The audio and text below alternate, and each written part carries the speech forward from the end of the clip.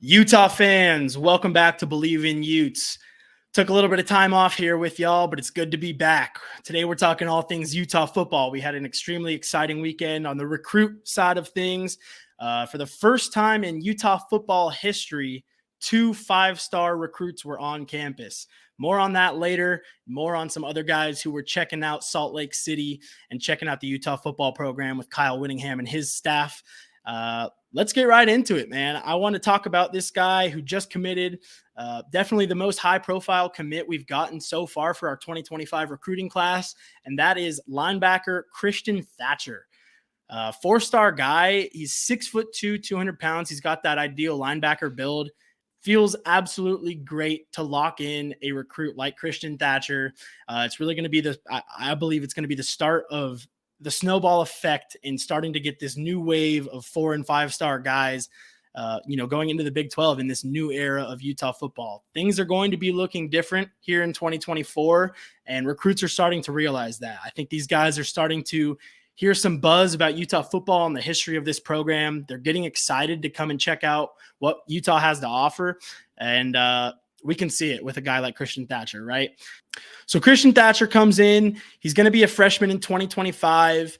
That's when it's really going to start to look like a new Utah football team, right? Cam Rising, Brant Keithy, Mekhi Bernard, guys like that we've had in this program for the previous 5 or 6 years, they're going to be gone. So we're going to need some new faces to step up and sort of replenish a program that's going to be in the Big 12, going to be playing these high-profile games.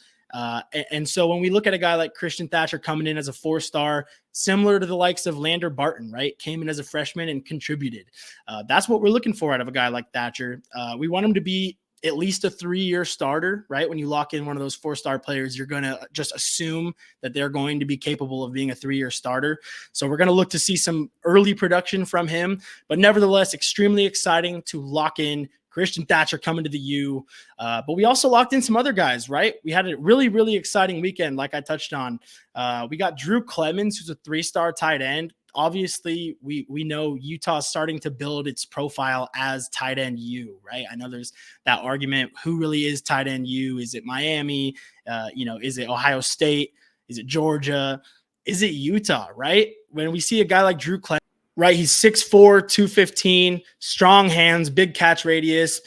Very similar to a guy like Landon King, right? Not sure if Landon's going to stick around for the 2025 season. He might have another high production year this year and just decide, hey, I'm going to go to the NFL because why not, right? So nevertheless, it's going to be very helpful to have a guy like Drew Clemens coming in, replenishing some of that loss in Brant Keithy and potentially Landon King in the tight end room, and just keeping Utah's name up there in that argument for tight end U.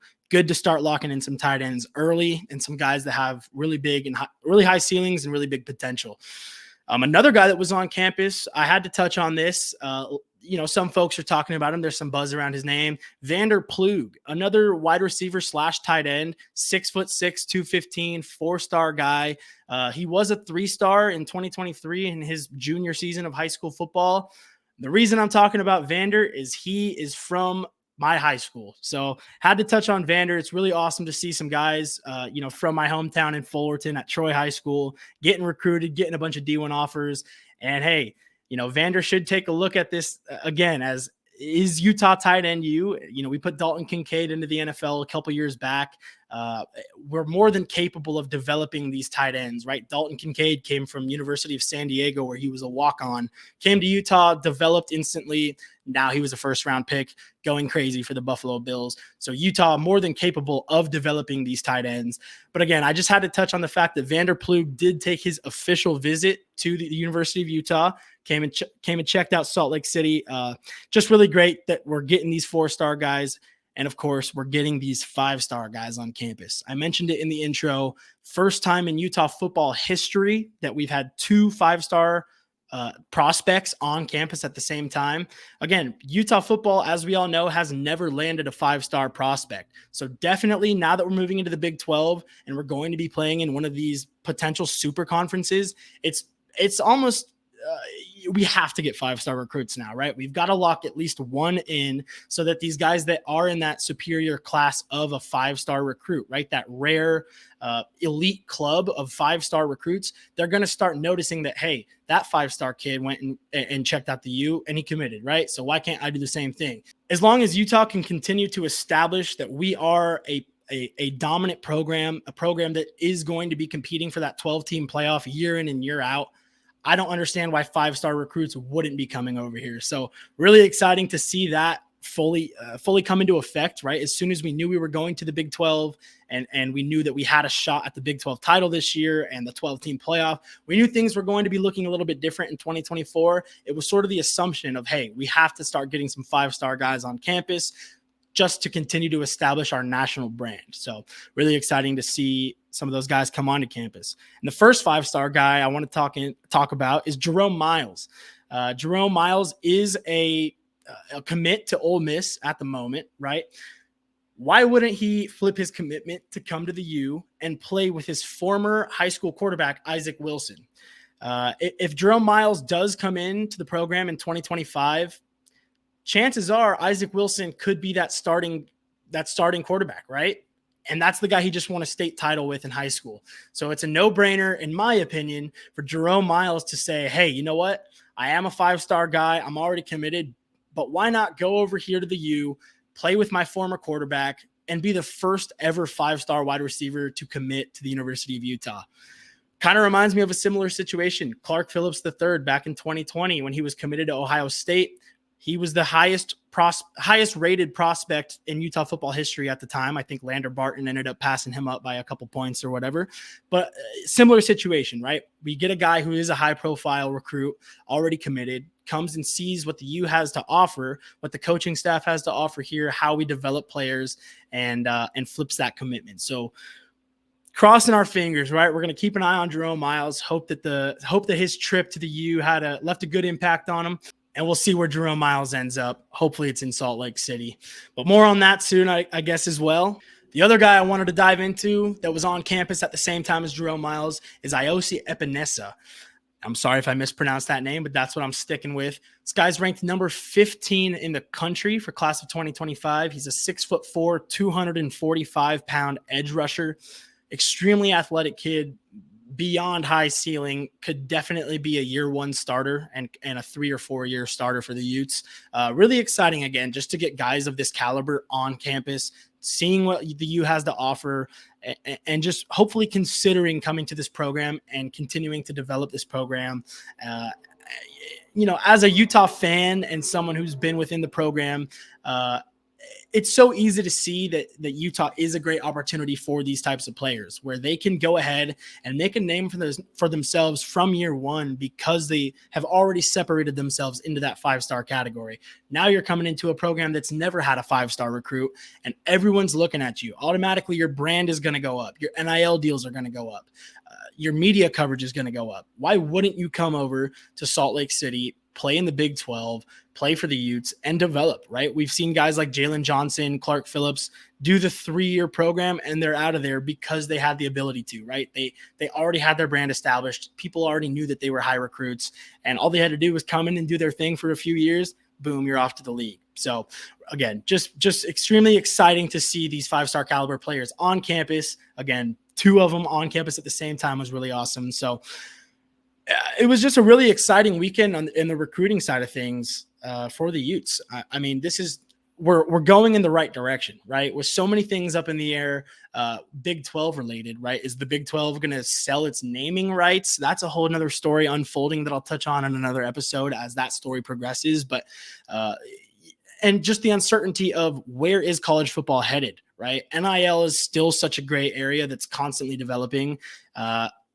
And same thing with the Big 12. They might acquire more teams. We might be playing in a conference of 20 teams next year.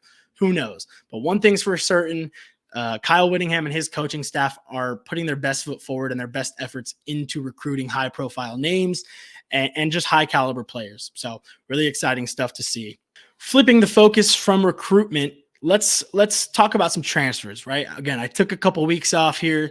It's really good to be back, but we have had a couple of very notable transfers come in to the program since I last sat and talked to y'all. First guy I want to start talking about, Sam Heward, former five-star quarterback coming out of high school in 2021, the number 3 ranked quarterback in the country in high school, right? This guy, it's safe to say, has struggled in his collegiate career so far. He started at the University of Washington. He actually had the opportunity to start in some games as a true freshman.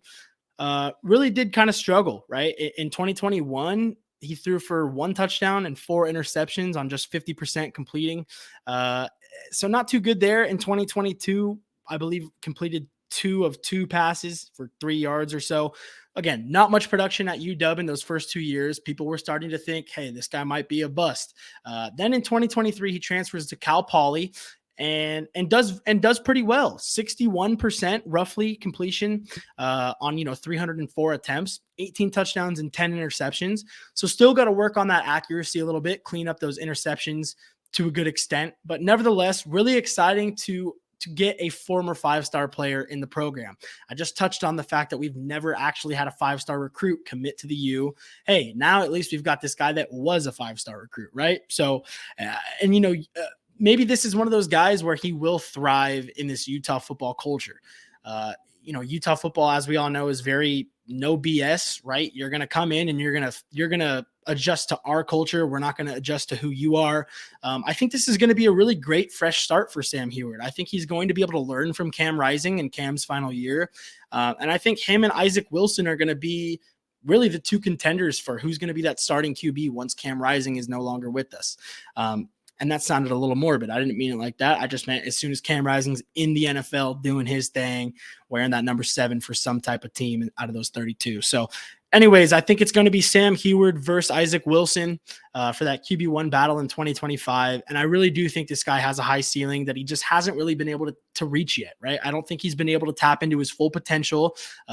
Maybe a UW when he had those early struggles as a true freshman, didn't really get a chance as a sophomore, went to Cal Poly, kind of was like, hey, you know what? This is my chance to go and be that guy again, really learn, really progress, develop as a quarterback, get my feet back under me so that I can transfer back to a Power 5 school like Utah and continue to develop and continue to make an impact. So really exciting stuff to have Sam Heward in the program. And I really wish him the best and hope that he does continue to develop and step into some pretty big shoes once Cam's gone.